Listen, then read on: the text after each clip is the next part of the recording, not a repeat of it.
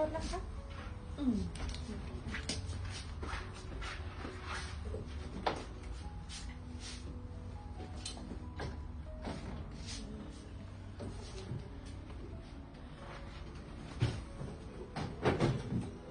စ်တို့ရေခွဲခဲနေပြီးတော့မှထွက်လာပါပြီ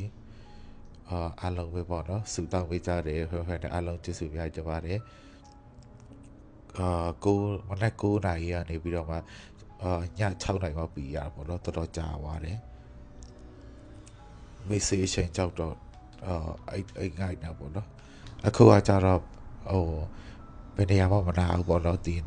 နိုင်ရိုးပဲလာတာပေါ့နော်ကြာတာကြတော့တိတ်မလာဘူး